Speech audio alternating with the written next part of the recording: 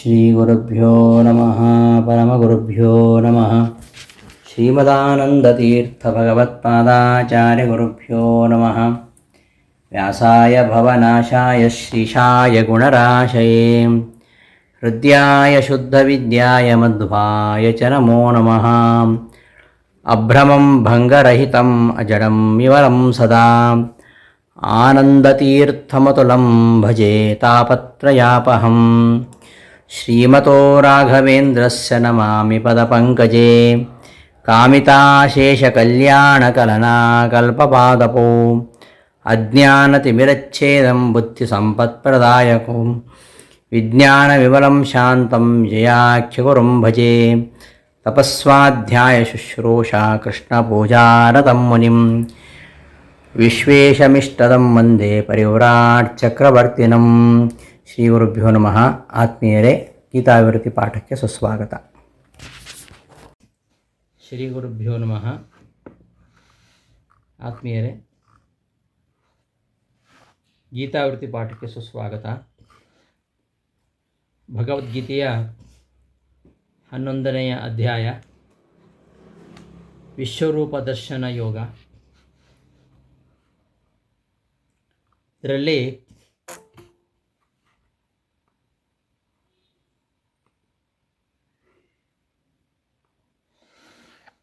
ಪರಮಾತ್ಮನ ಒಂದು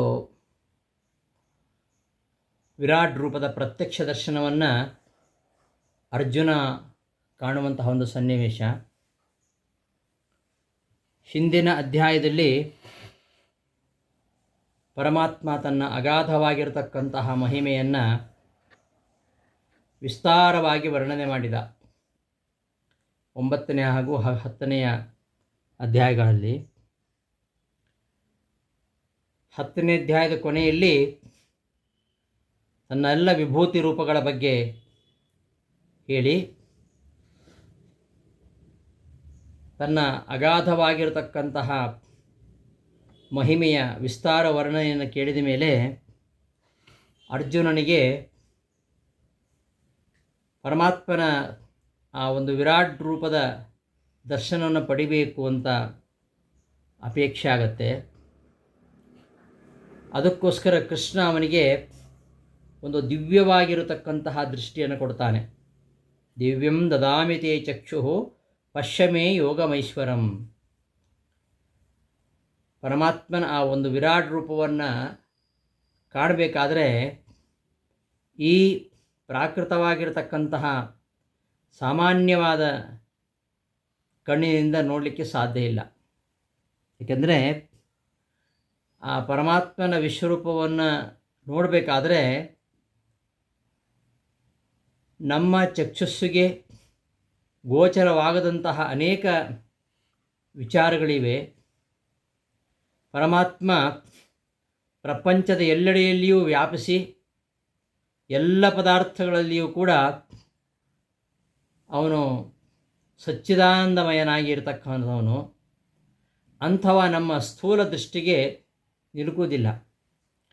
ಹೇಗೆ ನಮ್ಮೆದುರಿಗೆ ಸಾವಿರಾರು ಸೂಕ್ಷ್ಮ ವಸ್ತುಗಳಿದ್ದರೂ ಕೂಡ ಅವುಗಳ ಪರಿಜ್ಞಾನ ನಮಗೆ ಇರುವುದಿಲ್ಲ. ಸೂಕ್ಷ್ಮದರ್ಶಕದ ಮೂಲಕವಾಗಿ ನಾವು ನಮ್ಮ ಈ ಕಣ್ಣಿಗೆ ಗೋಚರವಾಗದಿರತಕ್ಕಂಥ ಅನೇಕ ಸೂಕ್ಷ್ಮ ವಿಚಾರಗಳನ್ನು ಹೇಗೆ ಗ್ರಹಿಸ್ತೇವೆಯೋ ಹಾಗೆ ಆ ವಿಶ್ವವ್ಯಾಪಿಯಾಗಿರತಕ್ಕಂತಹ ಸರ್ವ ಪದಾರ್ಥಗಳಲ್ಲಿಯೂ ಅನುಸೂತವಾಗಿರತಕ್ಕಂತಹ ಪರಮಾತ್ಮನ ರೂಪಗಳನ್ನು ಸ್ಥೂಲ ದೃಷ್ಟಿಯಿಂದ ನೋಡಲಿಕ್ಕೆ ಸಾಧ್ಯ ಇಲ್ಲ. ಅದಕ್ಕೋಸ್ಕರವಾಗಿ ಪರಮಾತ್ಮ ಅವನಿಗೆ ಅನುಗ್ರಹ ಮಾಡ್ತಾನೆ. ದಿವ್ಯವಾಗಿರ್ತಕ್ಕಂತಹ ಚಕ್ಷಸ್ಸನ್ನು ಕೊಟ್ಟು ತನ್ನ ವಿಶ್ವರೂಪವನ್ನು ತೋರಿಸ್ತಾನೆ. ಈ ದಿವ್ಯವಾಗಿರ್ತಕ್ಕಂತಹ ದೃಷ್ಟಿಯನ್ನು ಕೊಡ್ತಾ ಇರುವಂಥದ್ದು ಇದೇ ಮೊದಲನೇ ಸಲ ಅಲ್ಲ.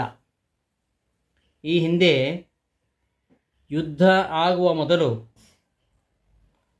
ಈ ಧೃತರಾಷ್ಟ್ರನಿಗೂ ಕೂಡ ದಿವ್ಯ ದೃಷ್ಟಿಯನ್ನು ನೀಡಿ ತನ್ನ ವಿಶ್ವರೂಪ ದರ್ಶನವನ್ನು ಮಾಡಿಸಿದ್ದುಂಟು. ಶ್ರೀಕೃಷ್ಣ ಪಾಂಡವರಿಗೂ ಕೌರವರಿಗೂ ಸಂಧಾನವನ್ನು ಮಾಡಬೇಕು ಅಂಥೇಳಿ ಹೋದಾಗ ಅಲ್ಲಿ ಅವನ ಶಾಂತಿಯ ಉಪದೇಶವನ್ನು ದುರ್ಯೋಧನ ಕೇಳುವುದಿಲ್ಲ. ಅವನನ್ನು ಬಂಧಿಸಲಿಕ್ಕೆ ಪ್ರಯತ್ನಿಸ್ತಾನೆ. ಆಗ ಪರಮಾತ್ಮ ಅಲ್ಲಿರತಕ್ಕಂತಹ ಸಜ್ಜನ ಸಮೂಹಕ್ಕೆ, ಭೀಷ್ಮ, ಧೃತರಾಷ್ಟ್ರ ಮೊದಲಾದ ಸಜ್ಜನ ಸಮೂಹಕ್ಕೆ ತನ್ನ ವಿರಾಟ್ ರೂಪದ ದರ್ಶನ ಮಾಡಿಸ್ತಾನೆ. ಕೃಷ್ಣನ ಅನುಗ್ರಹದಿಂದ ಧೃತರಾಷ್ಟ್ರ ಆ ಚಕ್ಷಸ್ಸನ್ನು ಪಡೆದು ಬಹಳ ಸಂತೋಷ ಪಡ್ತಾನೆ ಆ ಕೃಷ್ಣನ ದಿವ್ಯ ಮಂಗಲ ರೂಪವನ್ನು ನೋಡಿ. ಆಮೇಲೆ ಆ ರೂಪವನ್ನು ನೋಡಿದ ಮೇಲೆ ಮತ್ತೆ ನನ್ನನ್ನು ಮೊದಲಿನ ಹಾಗೆ ಕುರುಡನನ್ನಾಗಿ ಮಾಡಿಬಿಡು ಅಂತ ಹೇಳ್ತಾನೆ. ಈ ವಿಶ್ವರೂಪವನ್ನು ಉಪಸಂಹಾರ ಮಾಡಿದ ಮೇಲೆ ನನ್ನನ್ನು ಮೊದಲಿನ ಹಾಗೆ ಕುರುಡನನ್ನಾಗಿ ಮಾಡಿಬಿಡು, ಯಾಕೆಂದರೆ ಪರಮ ಕಲ್ಯಾಣಕರವಾಗಿರ್ತಕ್ಕಂತಹ ನಿನ್ನ ರೂಪವನ್ನು ನೋಡಿದ ಮೇಲೆ ಈ ನನ್ನ ಕಣ್ಣು ಈ ಪ್ರಾಕೃತವಾಗಿರ್ತಕ್ಕಂತಹ ರೂಪವನ್ನು ನೋಡೋದು ಬೇಡ. ಆದ್ದರಿಂದ ಮೊದಲಿನ ಹಾಗೆ ನಾನು ಕುರುಡನಾಗಿದ್ದರೇ ನನಗೆ ಆನಂದ ಇದೆ ಅಂತ ಪ್ರಾರ್ಥನೆ ಮಾಡ್ತಾನೆ. ಹೀಗೆ ಈ ಹಿಂದೆ ವಿಶ್ವರೂಪವನ್ನು ತೋರಿದಂತೆ ಭಗವಂತ ವಿಶ್ವರೂಪವನ್ನು ತೋರಿಸ್ತಾನೆ. ಜೀವನದಲ್ಲಿ ಕೃಷ್ಣನ ಈ ವಿಶ್ವರೂಪವನ್ನು ಹೊರತು ಬೇರೆ ಯಾವ ಪ್ರಾಪಂಚಿಕ ಪದಾರ್ಥವನ್ನು ಒಮ್ಮೆಯೂ ನೋಡದೇ ಇರತಕ್ಕಂತಹ ಆ ಕುರುಡ ಅವನೇ ಪರಮಧನ್ಯ ಅಂತ ಭಾವಿಸ್ತಾನೆ.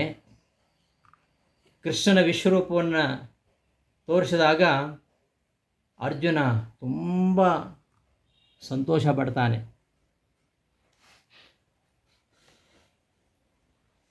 ಇದರಿಂದ ನಾವು ತಿಳ್ಕೋಬೇಕಾದ್ದೇನು ಅಂದರೆ, ಪರಮಾತ್ಮನನ್ನು ಕಾಣುವಂಥದ್ದು ಅಷ್ಟು ಸುಲಭ ಅಲ್ಲ. ಪರಮಾತ್ಮನನ್ನು, ಆ ಪರಮಾತ್ಮನ ವಿಶ್ವರೂಪವನ್ನು ಕಾಣಲಿಕ್ಕೆ ಅರ್ಜುನನಿಗೆ ದಿವ್ಯವಾದ ದೃಷ್ಟಿಯನ್ನು ಕೊಡಬೇಕಾಯಿತು. ಅದರಂತೆ ನಾವು ಪರಮಾತ್ಮನನ್ನು ಕಾಣಬೇಕು ಅಂತಾದರೆ ಅದು ಅಷ್ಟು ಸುಲಭ ಅಲ್ಲ. ಸುಲಭದಲ್ಲಿ ಪರಮಾತ್ಮನ ದರ್ಶನ ಆಗಲಿಕ್ಕೆ ಸಾಧ್ಯ ಇಲ್ಲ. ಅವನನ್ನು ಕಾಣಬೇಕಾದ್ರೆ ಅರ್ಜುನನಿಗೆ ಅವ ದಿವ್ಯ ದೃಷ್ಟಿಯನ್ನು ಕೊಟ್ಟ ಹಾಗೆ ನಮಗೆ ಆ ಪರಮಾತ್ಮನನ್ನು ಕಾಣುವ ಸಾಮರ್ಥ್ಯವನ್ನು ಪರಮಾತ್ಮ ಕೊಡಬೇಕು. ಅವ ಕೊಟ್ಟರೆ ಮಾತ್ರ ನಮಗೆ ನೋಡಲಿಕ್ಕೆ ಸಾಧ್ಯ.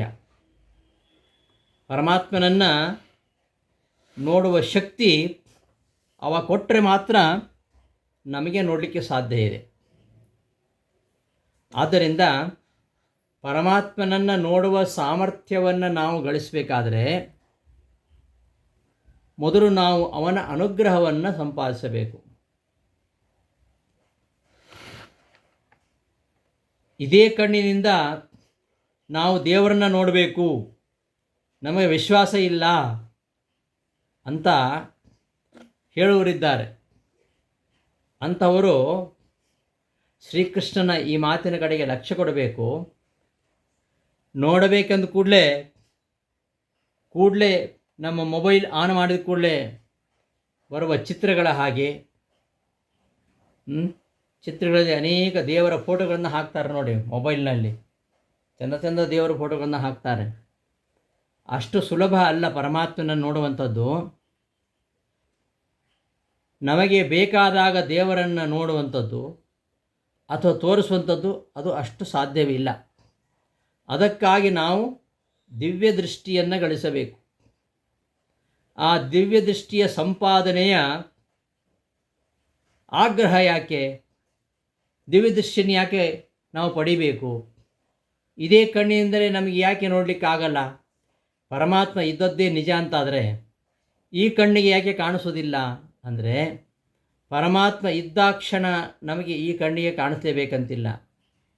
ಪರಮಾತ್ಮ ವಿಷಯ ಬಿಡಿ, ಈ ಎಷ್ಟೋ ಸೂಕ್ಷ್ಮವಾಗಿರತಕ್ಕಂತಹ ವಸ್ತುಗಳು, ಈಗ ನಮ್ಮ ದೇಹದಲ್ಲಿರತಕ್ಕಂತಹ ರಕ್ತ ಕಣಗಳನ್ನು ನಾವು ಕಾಣಬೇಕಾದ್ರೆ, ಪರೀಕ್ಷಿಸಬೇಕಾದ್ರೆ ಸೂಕ್ಷ್ಮದರ್ಶಕದ ಯಂತ್ರದ ಸಹಾಯ ಬೇಕೇ ಬೇಕು. ಅದಿಲ್ಲದೆ ನಾವು ರಕ್ತ ಕಣಗಳನ್ನು ನೋಡಬೇಕು ಅಂತ ಕೇಳೋದು ಮೂರ್ಖತನದ ಪ್ರಶ್ನೆ ಆಗುತ್ತೆ. ಹಾಗೆ ಪರಮಾತ್ಮನನ್ನು ಕಾಣಲು ದಿವ್ಯ ಚಕ್ಷುಸ್ಸಿನ ಅವಶ್ಯಕತೆ ಇಲ್ಲ, ನಮಗೆ ಈ ಕಣ್ಣಿಗೆ ಗೋಚರಿಸಲಿ ಅಂತ ಕೇಳುವಂಥದ್ದು ಅದು ಮೂರ್ಖತನ ಅನಿಸುತ್ತೆ. ಯಾವುದೇ ವಸ್ತುವಾಗಲಿ ಅದನ್ನು ನಾವು ಯಾವ ಸಾಧನದಿಂದ ಕಾಣಲಿಕ್ಕೆ ಶಕ್ಯವಿದೆಯೋ ಆ ಸಾಧನವನ್ನು ನಾವು ಸಂಪಾದಿಸದೆ ಬೇರೆ ದಾರಿಯೇ ಇಲ್ಲ ಎಂಬುದು ನಾವು ಇಲ್ಲಿ ತಿಳ್ಕೊಳ್ಬೇಕಾಗಿರತಕ್ಕಂತಹ ಅಂಶ. ವಿಶ್ವರೂಪವನ್ನು ಪರಮಾತ್ಮ ಇಲ್ಲಿ ತೋರಿಸ್ತಾನೆ. ಇಲ್ಲಿ ತೋರಿಸಿದಂತಹ ವಿಶ್ವರೂಪ ಪರಮಾತ್ಮನ ಸಾಕ್ಷಾತ್ ರೂಪ ಅಲ್ಲ, ಅದು ಭಕ್ತಿ ಹುಟ್ಟಿಸ್ಲಿಕ್ಕೋಸ್ಕರವಾಗಿ ತೋರಿಸಿದಂತಹ ಒಂದು ಕೃತಕವಾದ ರೂಪ ಅಂತ ಕೆಲವರು ಭಾವಿಸ್ತಾರೆ. ಆದರೆ ಪರಮಾತ್ಮಲ್ಲಿ ತೋರಿಸುವಂಥದ್ದು ಕೃತ್ರಿಮವಾದ ರೂಪ ಅಲ್ಲ, ಅದು ಯೋಗೇಶ್ವರ ತಥೋ ಮೇ ತ್ವಂ ದರ್ಶಯಾತ್ಮಾನಮವ್ಯಯಂ ಅಂತ ಮುಂದೆ ಹೇಳ್ತಾನೆ ಅವನು 4ನೇ ಶ್ಲೋಕದಲ್ಲಿ. ನಾನು ನಿನಗೆ ತೋರಿಸ್ತಾ ಇರತಕ್ಕಂಥದ್ದು ದಿವ್ಯವಾದ ನಾಶರಹಿತವಾದ ರೂಪವನ್ನು ತೋರಿಸು ಅಂತ ಕೇಳಿದ್ದಾನೆ ಅರ್ಜುನ.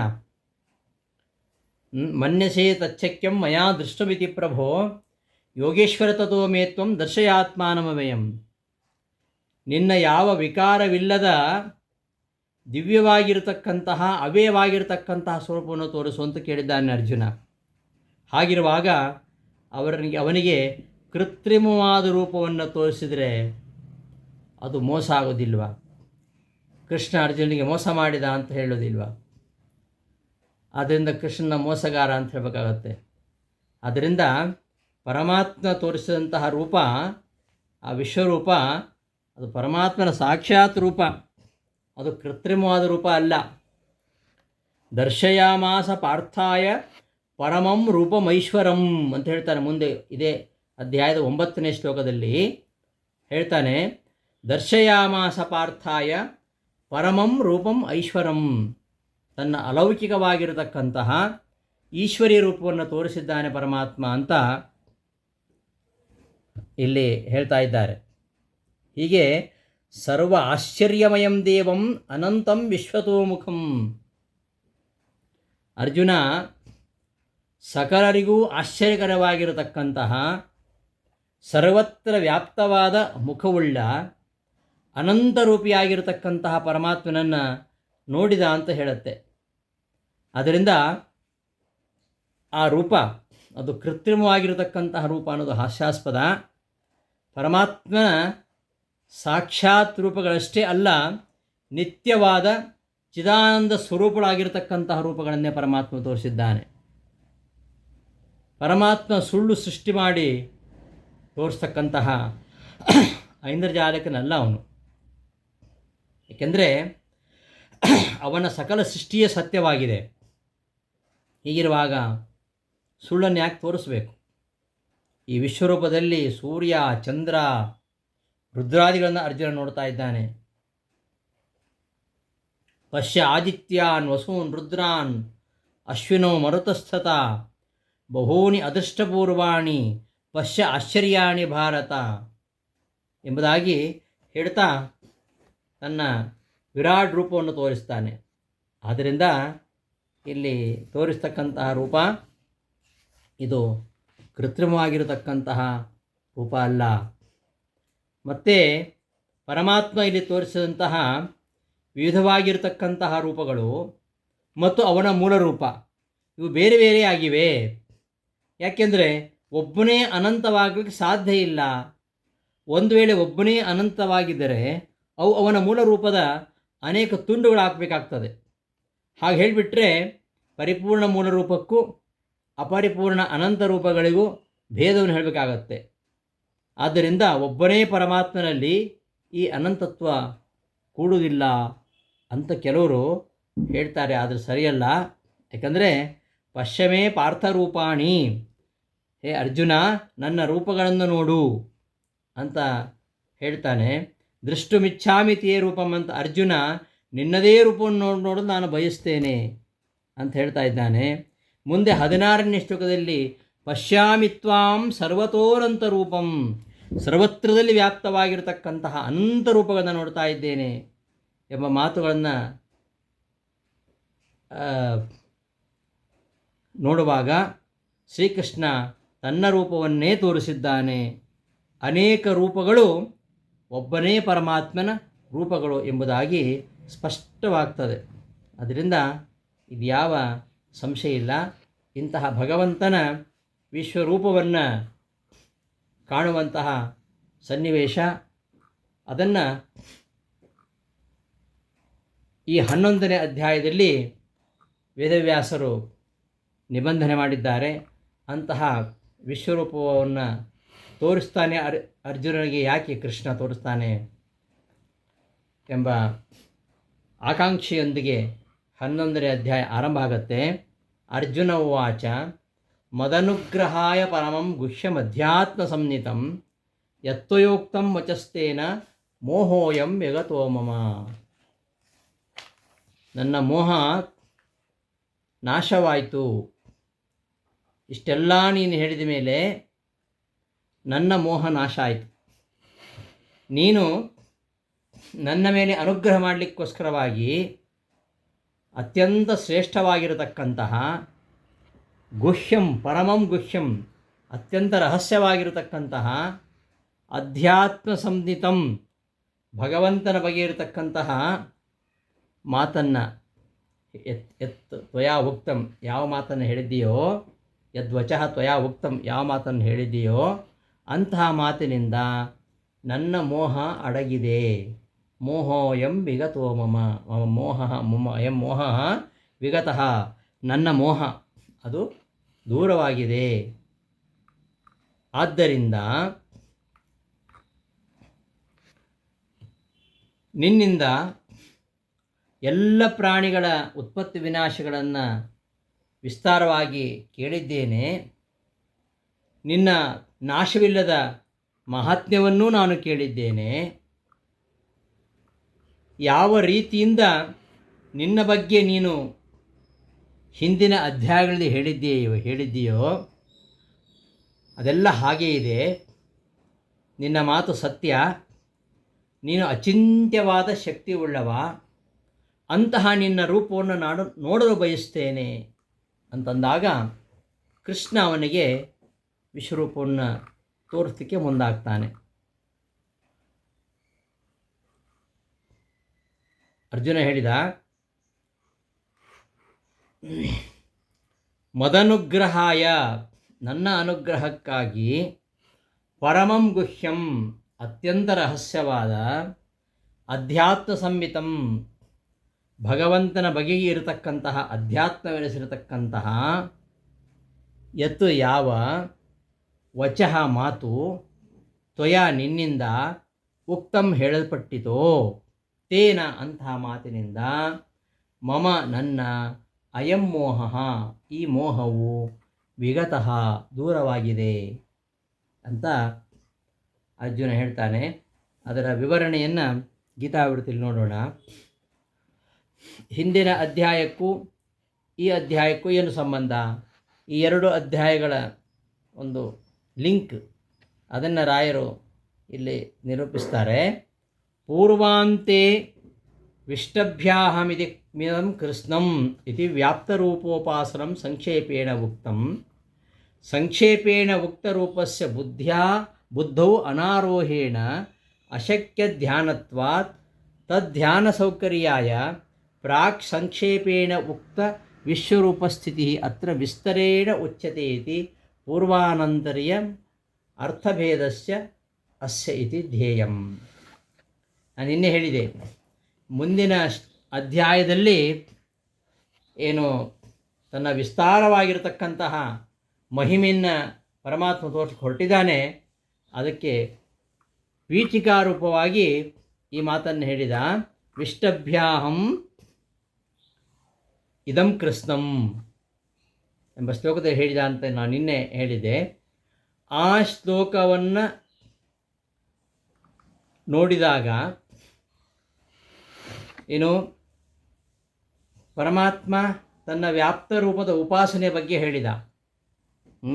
ಇಡೀ ಜಗತ್ತನ್ನು ನನ್ನ ಅನಂತ ಅಂಶಗಳಲ್ಲಿ ಒಂದು ಅಂಶದಿಂದ ನಾನು ವ್ಯಾಪಿಸಿಕೊಂಡಿದ್ದೇನೆ. ಪರಮಾತ್ಮ ಒಂದು ರೂಪವೇ ಹಾಗಿದೆ. ಸಂಕ್ಷೇಪವಾಗಿ ಹೇಳಿದ, ಅನಂತ ಅಂಶಗಳಲ್ಲಿ ಒಂದು ಅಂಶದಿಂದ ಇಡೀ ವಿಶ್ವವನ್ನು ನಾನು ವ್ಯಾಪಿಸಿದ್ದೇನೆ ಅಂತ. ಇಂತಹ ಭಗವಂತನ ವ್ಯಾಪ್ತ ರೂಪದ ಉಪಾಸನೆಯನ್ನು ಅಲ್ಲಿ ಹೇಳಿದ. ಆದರೆ ಅದನ್ನು ಹೇಗೆ ಧ್ಯಾನ ಮಾಡೋದು, ಅದು ಅರ್ಥ ಆಗಲಿಲ್ಲ.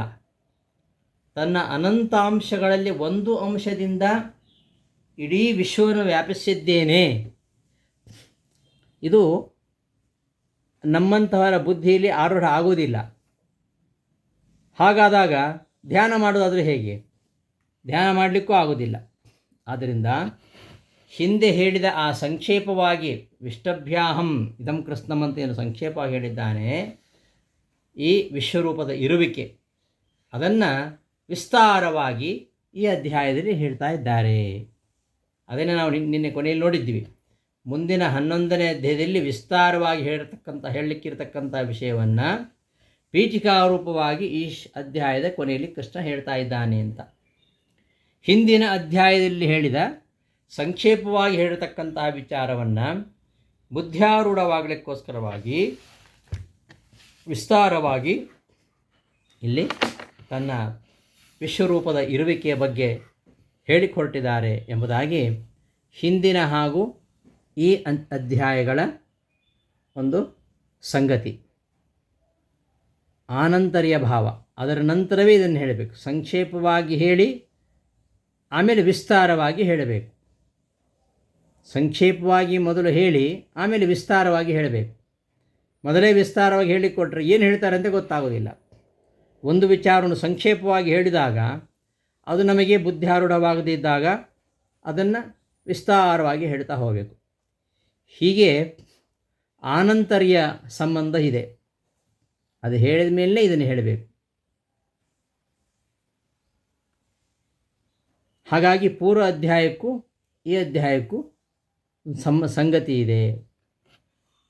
ಎರಡೂ ಅಧ್ಯಾಯ ಇರತಕ್ಕಂಥ ವಿಷಯ ಒಂದೇನಾ ಅಂದರೆ ಅಲ್ಲ ಅಂತ.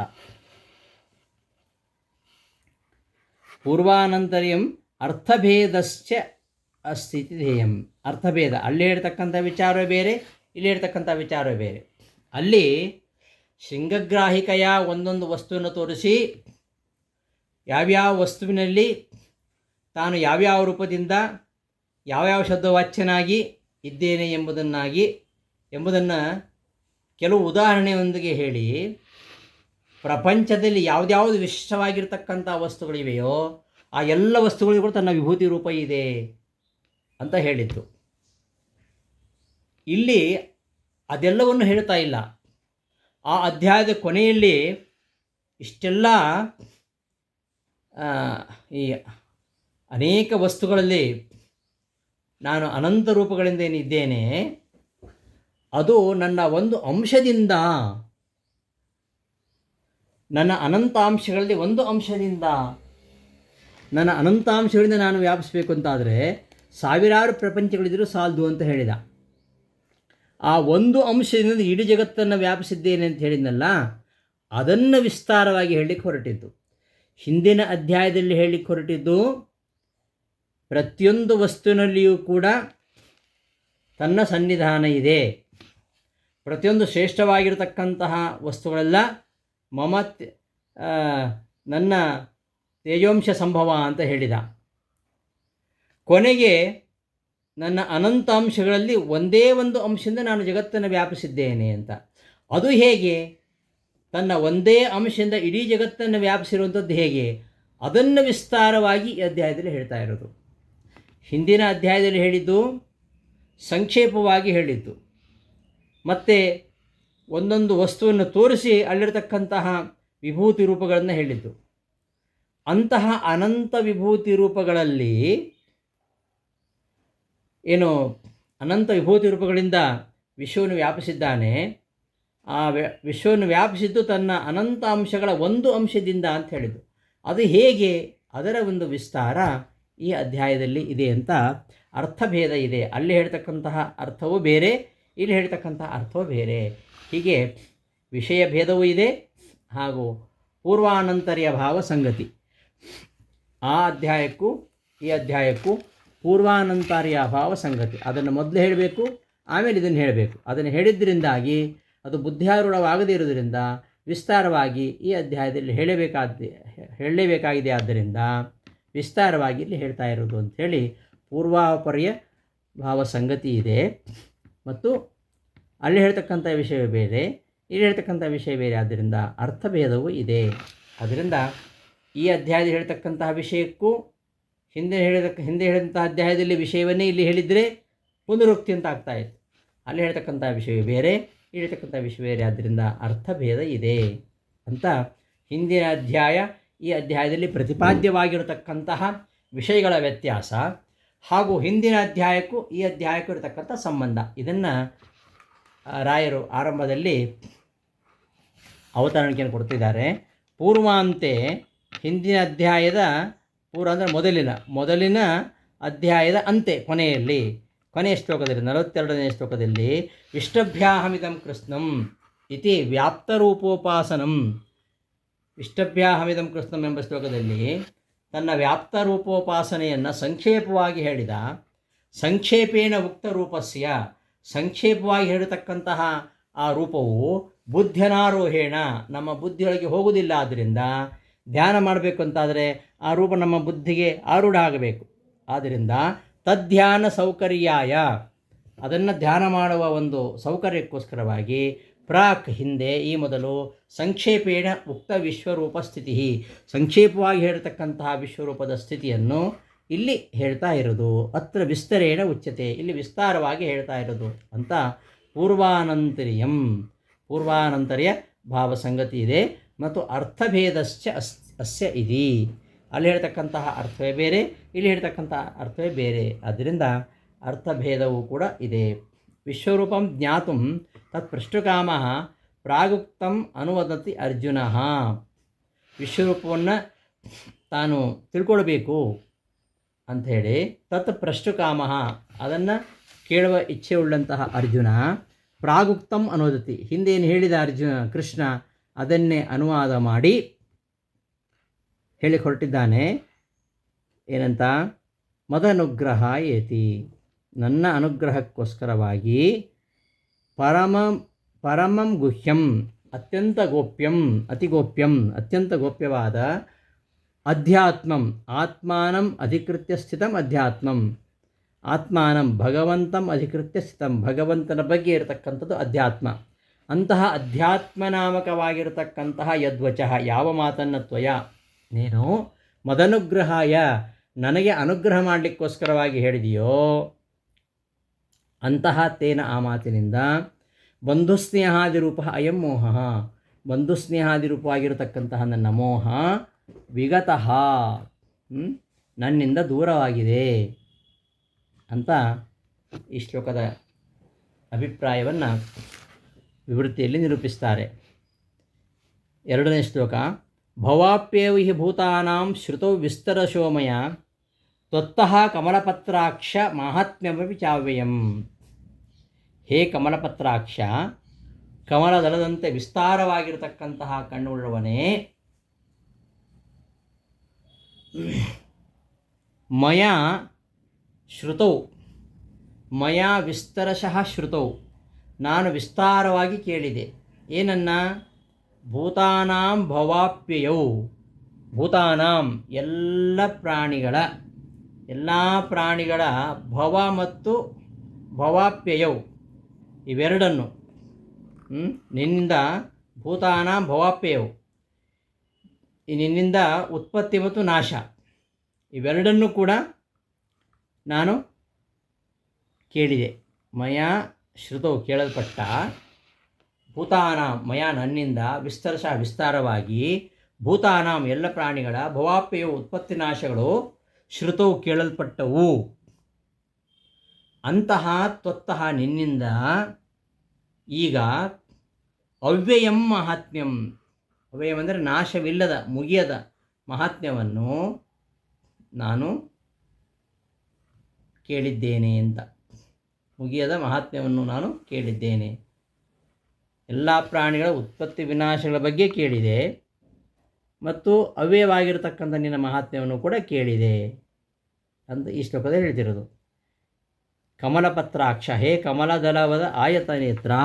ಕಮಲಪತ್ರಾಕ್ಷ ಅಂದರೆ ಕಮಲದಂತೆ ಕಣ್ಣುಳ್ಳವ, ಕಮಲದ ಎಲೆ ದಳದಂತೆ ಕಣ್ಣುಳ್ಳವ ಅಂದರೆ ಕಮಲದಳದಂತೆ ಆಯತವಾದ ವಿಸ್ತಾರವಾದ ಕಣ್ಣುಳ್ಳವನೇ.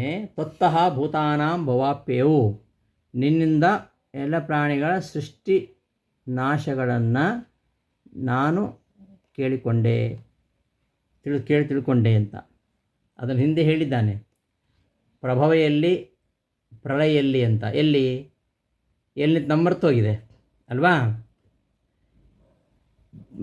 ಎಲ್ಲ ಪ್ರಾಣಿಗಳ ಉತ್ಪತ್ತಿಯ ಬಗ್ಗೆ, ಎಲ್ಲ ಪ್ರಾಣಿಗಳ ನಾಶದ ಬಗ್ಗೆ ಪರಮಾತ್ಮ ಎಲ್ಲಿ ಹೇಳಿದ? ನಮಗೆ ನೆನಪಿಲ್ಲ, ಮರ್ತೋಗಿದೆ. ಅದಕ್ಕೆ ರಾಯರು ನೆನಪಿಸ್ತಾರೆ ವಿವೃತಿಯಲ್ಲಿ, ಅಹಂ ಕೃಷ್ಣಸ್ಯ ಜಗತಃ ಪ್ರಭವಃ ಪ್ರಳಯಸ್ತಥಾ. 7ನೇ ಅಧ್ಯಾಯದ 3ನೇ ಶ್ಲೋಕ ತೆಗಿರಿ, ಅಲ್ಲಿ ಈ ವಿಚಾರ ಇದೆ. ಎಲ್ಲ ಪ್ರಾಣಿಗಳ ನಾಶ ಹೇಗೆ ಆಗುತ್ತೆ, ಎಲ್ಲ ಪ್ರಾಣಿಗಳ ಪರಮಾತ್ಮ ಹೇಗೆ ನಾಶ ಮಾಡ್ತಾನೆ. ಅಹಂ ಕೃಷ್ಣಸ್ಯ ಜಗತಃ ಪ್ರಭವಃ ಪ್ರಳಯಸ್ತಥಾ. ಇಡೀ ಜಗತ್ತಿನಿಗೆ ಪ್ರಭವನೂ ನಾನೇ, ನಾಶ ಮಾಡುವನು ನಾನೇ ಅಂತ ಆ ಶ್ಲೋಕದಲ್ಲಿ ಹೇಳಿದ್ದಾನೆ. ಅದನ್ನು ನಾನು ಕೇಳಿದ್ದೇನೆ ಅಂತ ಅರ್ಜುನ ಹೇಳ್ತಾ ಇದ್ದಾನಿಲ್ಲ. 7ನೇ ಅಧ್ಯಾಯದಲ್ಲಿ ಹೇಳಿದ್ದನ್ನು ಕೇಳಿಸಿಕೊಂಡದ್ದನ್ನು ನೆನಪಿಸಿಕೊಂಡು 11ನೇ ಅಧ್ಯಾಯದಲ್ಲಿ ಹೇಳ್ತಾನೆ ಅರ್ಜುನ. ಏನು ಹೇಳ್ತಾನೆ? ಹಿಂದೆ ನೀನು ಹೇಳಿದ್ದನ್ನು ಕೇಳಿಸಿಕೊಂಡಿದ್ದೇನೆ. ಏನು? ನಿನ್ನಿಂದಲೇ ಈ ಎಲ್ಲ ಪ್ರಾಣಿಗಳ ಉತ್ಪತ್ತಿ ನಾಶಗಳು ಆಗ್ತದೆ ಎಂಬುದನ್ನು 7ನೇ ಅಧ್ಯಾಯದಲ್ಲಿ ನಾನು ಕೇಳಿದ್ದೇನೆ. ಆಮೇಲೆ ಇತ್ಯಾದಿನ ಸಪ್ತಮ ಅಧ್ಯಾಯಾದಿ ವಿಸ್ತರಶಃ ಮಯಾ ಶ್ರುತೌ. 7ನೇ ಅಧ್ಯಾಯಾದಿಗಳಲ್ಲಿ ವಿಸ್ತಾರವಾಗಿ ನಾನು ಕೇಳಿದ್ದೇನೆ. ಅಷ್ಟು ಮಾತ್ರ ಅಲ್ಲ, ಅವ್ಯಯಂ ಮಹಾತ್ಮ್ಯಮಪಿ ಶ್ರುತಂ ಅಂತ ಇಟ್ಕೊಳ್ಬೇಕು. ಅದನ್ನು ಪುಂಸಕ ಏಕವಚನ, ಅಲ್ಲಿ ಶ್ರುತವು ಅಂತಿದೆ ಮೊದಲು, ಶ್ರುತಂ ಅಂತ ಇಟ್ಕೊಳ್ಬೇಕು.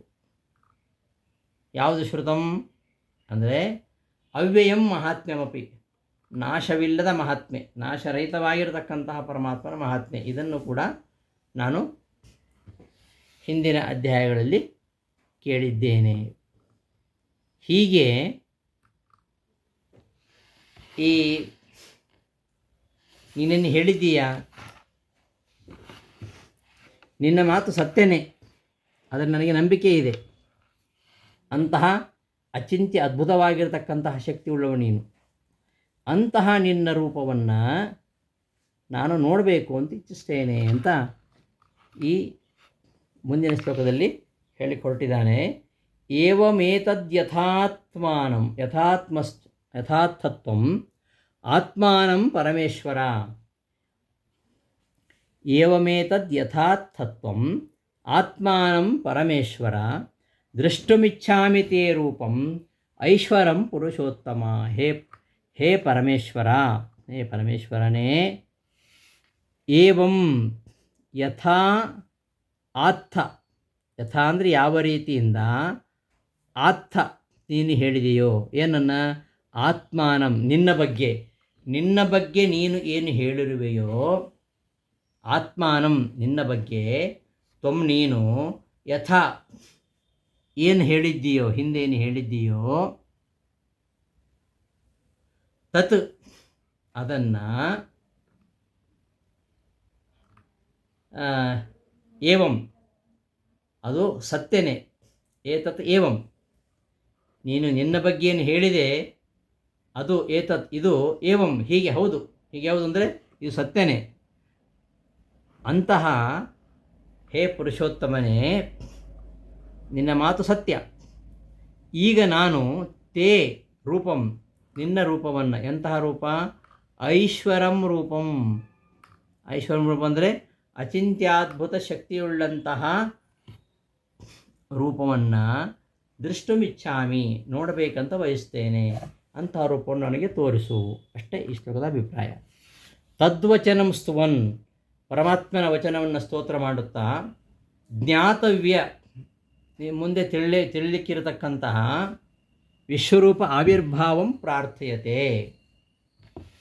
ತಾನು ಮುಂದೆ ತಿಳ್ಕೊಳ್ಬೇಕಾಗಿರತಕ್ಕಂತಹ ವಿಶ್ವರೂಪದ ಆವಿರ್ಭಾವದ ಬಗ್ಗೆ ವಿಶ್ವರೂಪವನ್ನು ತೋರಿಸುವಂತೆ ಪ್ರಾರ್ಥನೆ ಮಾಡ್ತಾ ಇದ್ದಾನೆ ಈ ಶ್ಲೋಕದಿಂದ. ಹೇ ಪರಮೇಶ್ವರ, ಯಥಾ ಏನ ಪ್ರಕಾರೇಣ, ಹೇ ಪರಮೇಶ್ವರನೇ, ಯಥಾ ಯಾವ ರೀತಿಯಿಂದ, ಏನ ಪ್ರಕಾರೇಣ ಯಾವ ರೀತಿಯಿಂದ, ಆತ್ಮಾನಂ ನಿನ್ನನ್ನು ನೀನು, ಆತ್ಮಾನಂ ನಿನ್ನನ್ನು, ತ್ವಂ ನೀನು, ಆತ್ಥ ಹೇಳಿರುವೆಯೋ, ಏತತ್ ಈ ಮಾತು, ಏವಮೇವ ಏನ ಪ್ರಕಾರೇಣ ಆತ್ಮಾನಂ ತ್ವಂ ಆತ್ಥ ವದಸಿ ಹೇಳಿವೆಯೋ, ಏತದ್ ವಚನಂ ಏವಮೇವ ಈ ಮಾತು, ಏವಮೇವ ಹೀಗೇನೆಂದು ಸತ್ಯನೇ. ಹೇ ಪುರುಷೋತ್ತಮ, ಹೇ ಪುರುಷೋತ್ತಮನೇ, ಐಶ್ವರಂ ಅಂದರೆ ಅಚಿಂತ್ಯ ಶಕ್ತಿಕಂ ತೇ ರೂಪಂ, ಅಚಿಂತ್ಯ ಶಕ್ತಿಯುಳ್ಳಂತಹ ನಿನ್ನ ರೂಪವನ್ನು ದ್ರಷ್ಟುಂ ನೋಡಲು ಇಚ್ಛಾಮಿ ನಾನು ಇಚ್ಛಿಸ್ತೇನೆ. ಅಂತಹ ನಿನ್ನ ರೂಪವು ನನ್ನಿಂದ ನೋಡಲಿಕ್ಕೆ ಶಕ್ಯ ಇದೆ ಅಂತ ಆದರೆ, ನಾನು ಆ ರೂಪವನ್ನು ನೋಡಬಹುದು ಅಂತ ನೀನು ತಿಳಿದಿರುವೆಯಾದರೆ ನೀನು ನನಗೆ ತೋರಿಸು. ಅದೇಗೆ ತೋರಿಸು ಅಂದರೆ, ನಿನಗೆಲ್ಲ ಉಪಾಯ ಗೊತ್ತಿದೆ. ಸರ್ವ ಉಪಾಯಗಳಿಗೆ ನೀನೇ ಸ್ವಾಮಿ, ನೀನು ಯೋಗೇಶ್ವರ. ನೀನು ಯೋಗೇಶ್ವರ ಆದ್ದರಿಂದ ಎಲ್ಲ ಉಪಾಯಗಳು ನಿನಗೆ ಗೊತ್ತು. ಅಂತಹ ಸರ್ವ ಉಪಾಯಗಳಿಗೆ ಸ್ವಾಮಿಯಾಗಿರತಕ್ಕಂತಹ ಯೋಗೇಶ್ವರನೇ, ನಿನ್ನ ಆ ಅವ್ಯಯಂ ಆತ್ಮಾನಂ ದರ್ಶಯ, ಅಂತಹ ನಿನ್ನ ಅವ್ಯಯಂ ವಿಕಾರವಿಲ್ಲದ ಸ್ವರೂಪವನ್ನು ತೋರಿಸುವಂತ ಕೇಳಿಕೊಟ್ಟಿದ್ದಾನೆ ಈ ಶ್ಲೋಕದಲ್ಲಿ. ಮನ್ಯಸೇ ಛಕ್ಯಂ ಮಯಾ ದೃಷ್ಟುಮಿತಿ ಪ್ರಭೋ ಯೋಗೇಶ್ವರ ತಥೋ ಮೇ ತ್ವಂ ದರ್ಶಯಾತ್ಮಾನಂ ಅವ್ಯಯಂ.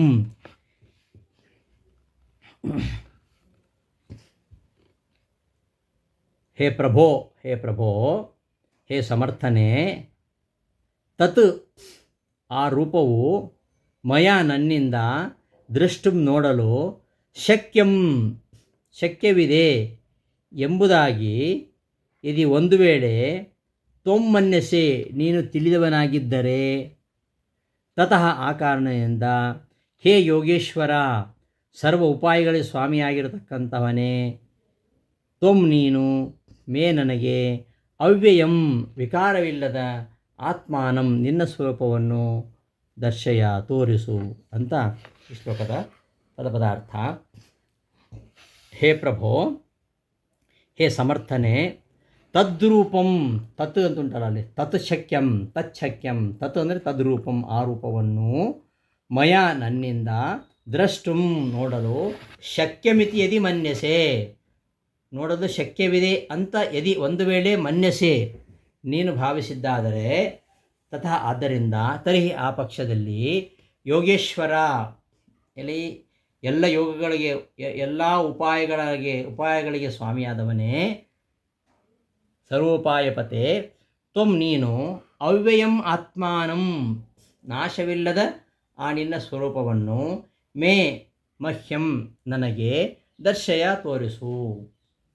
ಲೋಟ್ಲಕಾರ ಇದು ದರ್ಶಯ, ದೃಶ್ಯಧಾತು, ಅದರ ಲೋಟ್ಲಕಾರ ಮಧ್ಯಮ ಪುರುಷ ಏಕವಚನ. ಪ್ರಾರ್ಥನಾಯಾಮ್ ಲೋಟ್,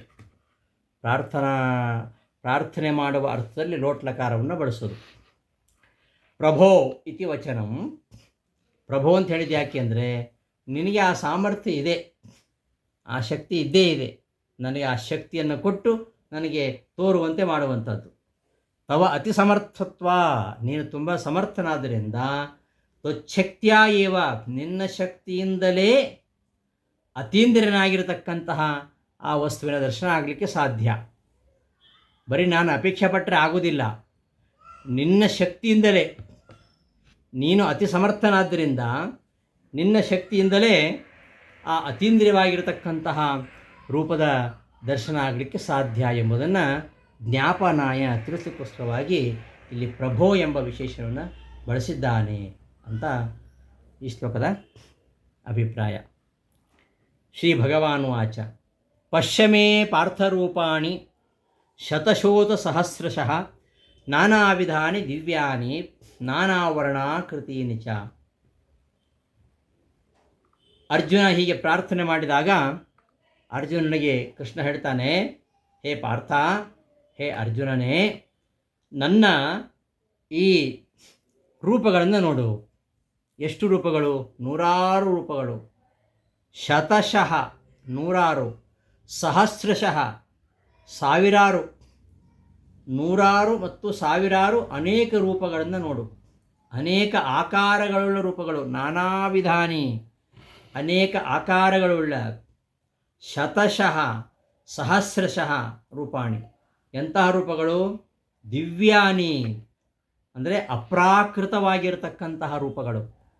ಅಪ್ರಾಕೃತವಾಗಿರತಕ್ಕಂತಹ ನೂರಾರು ಸಾವಿರಾರು ರೂಪಗಳನ್ನು ನೋಡು ಅಂತ ಈ ಶ್ಲೋಕದಲ್ಲಿ ಹೇಳ್ತಾ ಇದ್ದಾನೆ. ಹೇ ಪಾರ್ಥ, ಅರ್ಜುನನೇ, ಮೇ ನನ್ನ ದಿವ್ಯಾನಿ ಅಪ್ರಾಕೃತಗಳಾದ ನಾನಾ ವಿಧಾನಿ ಅನೇಕ ಆಕಾರಗಳುಳ್ಳ ಶತಶಃ ನೂರಾರು ಅಥ ಅಲ್ಲದೆ ಸಹಸ್ರಶಃ ಸಾವಿರಾರು ರೂಪಾಣಿ ರೂಪಗಳನ್ನು. ಎಂಥ ರೂಪಗಳು? ನಾನಾ ವರ್ಣಾಕೃತಿ ನಿಚ, ನಾನಾ ವರ್ಣಗಳು, ನಾನಾ ಆಕಾರಗಳು, ನಾನಾ ವಿಧವಾಗಿರತಕ್ಕಂಥವುಗಳು, ನಾನಾ ವರ್ಣ, ಶ್ವೇತವರ್ಣವೇ ಮೊದಲಾದ ಅನೇಕ ವರ್ಣಗಳುಳ್ಳ, ಅನೇಕ ಆಕಾರಗಳುಳ್ಳ ನೂರಾರು ಸಾವಿರಾರು ಅನೇಕ ರೂಪಗಳನ್ನು ನೋಡು ಅಂತ ಈ ಶ್ಲೋಕದಲ್ಲಿ ಹೇಳ್ತಾ ಇದ್ದಾನೆ. ಏವಂ ಕೌತೂಹಲಾನ್ವಿತೇನ ಪಾರ್ಥೇನ ಪ್ರಾರ್ಥಿತಃ ಭಗವಾನ್.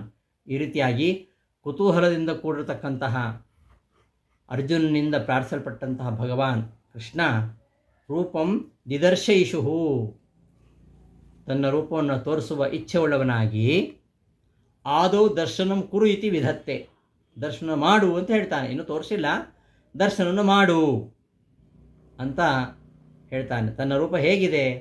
ಪಶ್ಯಮೇ ಪಾರ್ಥ ರೂಪಾಣಿ, ನನ್ನ ರೂಪಗಳನ್ನು ನೋಡು. ಹೇಗಿದೆ ನನ್ನ ರೂಪಗಳು ಅಂದರೆ, ತೇ ರೂಪಂ ದ್ರಷ್ಟುಮಿಚ್ಛಾಮಿ ಏಕರೂಪ ದೃಷ್ಟಿ ಪ್ರಾರ್ಥನೆ ಅಪಿ. ಕೇಳಿದ್ದು ಒಂದು ರೂಪ, ಪರಮಾತ್ಮನನ್ನು ಕೇಳಿದ್ದು ಅರ್ಜುನ ಒಂದು ರೂಪ, ಆದರೆ ಪರಮಾತ್ಮ ಅನೇಕ ರೂಪಗಳನ್ನು ತೋರಿಸ್ತಾ ಇದ್ದಾನೆ. ತೇ ರೂಪಂ ದ್ರಷ್ಟುಂ ಇಚ್ಛಾಮಿ ಇತಿ ಏಕರೂಪ ದೃಷ್ಟಿ ಪ್ರಾರ್ಥನೆ ಅಪಿ. ನಿನ್ನ ರೂಪವನ್ನು ನಾನು ನೋಡೋದು ಇಚ್ಛಿಸ್ತೇನೆ ಅಂತ ಒಂದು ರೂಪವನ್ನು ನೋಡುವ ಪ್ರಾರ್ಥನೆಯನ್ನಷ್ಟೇ ಮಾಡಿದ್ದು ಅರ್ಜುನ.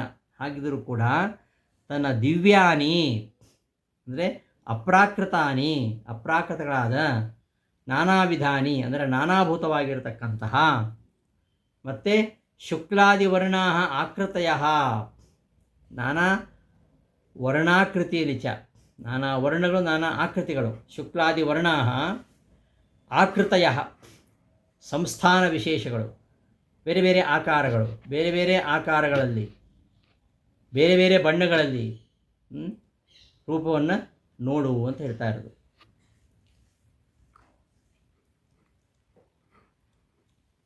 ಶತಶಃ ಸಹಸ್ರಶಃ ಬಹೂನೀತಿ ಯಾವತ್ತು, ನೂರಾರು ಸಾವಿರಾರು, ತುಂಬ ಅಂತ ಅರ್ಥ. ನೂರೇ ಅಲ್ಲ, ಸಾವಿರ ಅಲ್ಲ. ಅದರರ್ಥ ನೂರಾರು ಸಾವಿರಾರು ಅಂತ ಹೇಳಿದ್ದು 100 + 1000 ಅಲ್ಲ, ಅಥವಾ 100 × 1000 ಅಲ್ಲ. ನೂರಾರು ಸಾವಿರಾರು ಅಂದ್ರೇನು? ತುಂಬ ಅಂತ ಅರ್ಥ. ಅಂತಹ ಮೇ ರೂಪಾಣಿ, ನನ್ನ ರೂಪಗಳನ್ನು ಹೇ ಪಾರ್ಥ, ಹೇ ಅರ್ಜುನ, ಪಶ್ಯ ನೋಡು ಇತಿ ಬಹುರೂಪ ದರ್ಶನೋಕ್ತಿ. ಏಕಸ್ಯೈವ ರೂಪಸ್ಯ ಅಚಿಂತ್ಯಶಕ್ತಿಯ ವಿಶೇಷಬಲೇನ ಚ ಅನಂತರೂಪ ಸಮುದಾಯಾತ್ಮಕತ್ವಾಭಿಪ್ರಾಯೇಣ ಇತಿ ಜ್ಞೇಯಂ. ಅವ ಕೇಳಿದ್ದು ಒಂದೇ ರೂಪ, ಆದರೆ ಪರಮಾತ್ಮ ತನ್ನ ಅಚಿಂತ್ಯ ಶಕ್ತಿಯ ಬಲದಿಂದ ಅನಂತ ರೂಪಗಳನ್ನು ತೋರಿಸ್ತಾ ಇದ್ದಾನೆ. ತೋರಿಸಿದ್ದು ಒಂದೇ ರೂಪ, ಆದರೆ ಅನಂತ ರೂಪಗಳ ಸಮುದಾಯ, ಅದು ಅನಂತ ರೂಪಗಳ ಸಮುದಾಯವನ್ನು ತೋರಿಸ್ತಾ ಇರುವಂಥದ್ದು. ಏಕಸ್ಯೈವ ರೂಪಸ್ಯ ಅಚಿಂತ್ಯ ಶಕ್ತಿಯ ವಿಶೇಷ ಬಲೇನ ಅನಂತರೂಪ ಸಮುದಾಯಾತ್ಮಕತ್ವ ಅಭಿಪ್ರಾಯೇಣ. ಅವ ಕೇಳಿದ್ದು ಒಂದೇ ರೂಪ, ಆದರೆ ಪಶ್ಯಮೇ ಪಾರ್ಥ ರೂಪಾಣಿ ಅಂತ ಬಹುರೂಪಗಳನ್ನು ನೋಡುವಂಥ ಬಹುರೂಪಗಳ ದರ್ಶನ ಹೋಗ್ತಿದೆಯಲ್ಲ, ಅದು ಏಕಸ್ಯೈವ ರೂಪಸ್ಯ, ಒಂದೇ ರೂಪದ ಒಂದೇ ರೂಪದ ಅನಂತ ರೂಪಗಳ ಸಮುದಾಯ. ಅಚಿಂತ್ಯ ಶಕ್ತಿಯಿಂದ, ತನ್ನ ಒಂದೇ ರೂಪವನ್ನು ಅಚಿಂತ್ಯ ಶಕ್ತಿಯಿಂದ ವಿಶೇಷ ಬಲದಿಂದ ಅನಂತ ರೂಪ ಸಮುದಾಯಾತ್ಮಕವಾಗಿ ತೋರಿಸ್ತಾ ಇದ್ದಾನೆ. ಅಂತಹ ರೂಪವನ್ನು ನೋಡು ಅಂತ ಅದರ ಅರ್ಥ. ನಾನಾ ವಿಧಾನಿ ಇತ್ಯಸ್ಯ ವಿವರಣಂ ನಾನಾ ವರ್ಣೇತ್ಯಾದಿ. ನಾನಾ ವಿಧ ಅಂತ, ನಾನಾ ವಿಧ ಅಂದರೆ ಏನು? ನಾನಾ ವರ್ಣಾಕೃತೀನಿ ಅನ್ನೋದು ನಾನಾ ವಿಧಾನಿ ಎಂಬುದರ ವ್ಯಾಖ್ಯಾನ ಅಂತ ಹೇಳ್ತಾ ಇರೋದು. ಹೀಗೆ ತನ್ನ ರೂಪವನ್ನು ನೋಡು ಅಂತ ಹೇಳ್ತಾ, ಪಶ್ಯ ಆದಿತ್ಯಾನ್ ವಸೂನ್ ರುದ್ರಾನ್ ಅಶ್ವಿನೋ ಮರುತಸ್ತತ ಬಹೂನಿ ಅದೃಷ್ಟಪೂರ್ವಾಣಿ ಪಶ್ಯ ಆಶ್ಚರ್ಯಾಣಿ ಭಾರತ ಅಂತ ತನ್ನ ಆ ರೂಪವನ್ನು ತೋರಿಸ್ಲಿಕ್ಕೆ ಹೊರಟಿದ್ದಾನೆ. ಆ ರೂಪವನ್ನು ನೋಡಬೇಕು ಅಂತಾದರೆ ಅವನಿಗೆ ದಿವ್ಯವಾಗಿರತಕ್ಕಂತಹ ಚಕ್ಷುಷ ಬೇಕು. ಅಂತಹ ಚಕ್ಷುಷನ್ನು ಕೊಟ್ಟು ಪರಮಾತ್ಮ ಅವನಿಗೆ ತನ್ನ ವಿಶ್ವರೂಪವನ್ನು ತೋರಿಸ್ತಾನೆ.